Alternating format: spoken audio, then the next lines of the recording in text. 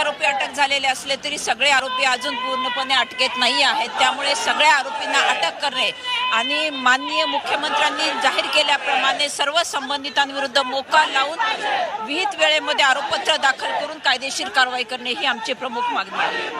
आता या मोर्चाकडे एक जातीय रंग दिला जातोय। विरोधक जे आहेत ते म्हणतात की याच्यामध्ये धार्मिक तेढ निर्माण पण होऊ शकतो। ही जातीय तेढ निर्माण होण्याचा प्रश्नच उद्भवत नाही। या प्रकरणाकडे कुणीही जातीचा रंग देऊन पाहू नये, कारण संतोष अण्णा देशमुख यांची अमानवीय पद्धतीने हत्या करण्यात आलेली आहे आणि याच्यामध्ये जातपातीचा प्रश्न उद्भवत नाही।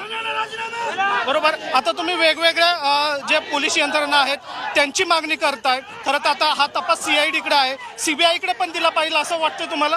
नाही, CID कडे तपास दिल्यानंतर CIDने जर विहित मुदतीमध्ये आरोपपत्र दाखल करणे ही त्यांची प्रथम कर्तव्य असणार आहे आणि ते त्यांनी नाही केले तर मग आपला पुढचा प्रश्न येईल, परंतु शासनाने CID कडनं हे करून घ्यावं ही आमची प्रमुख मागणी आहे। आता याच्यामध्ये जे आरोपी पकडलेले आहेत त्यांना कुठेतरी VIP ट्रीटमेंट दिले असं वाटतंय?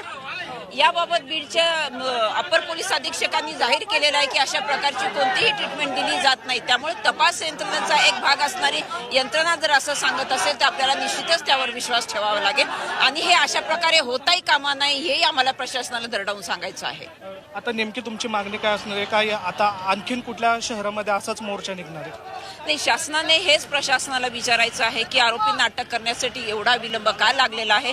उर्वरित आरोपींना अटक करून ती चार्जशीट जी आहे ती वैधानिक मुदतीमध्ये जर फाईल केली तर मला नाही वाटत अशा प्रकारचा जनप्रक्षोभ इतर शहरामध्ये किंवा जिल्ह्यामध्ये उसळण्याची वेळ येईल आणि ती शासनाने येऊ देऊ नये। बरोबर। अनेक पक्ष आहेत ते सुद्धा या मोर्चामध्ये सहभागी झाले आहेत। सगळ्यांची एकच भूमिका आहे? निश्चितच सगळ्यांची एकच भूमिका आहे की सर्व दोषी त्वरित शोधले पाहिजेत आणि दोषींविरुद्ध कठोरात कठोर कारवाई झाली पाहिजे।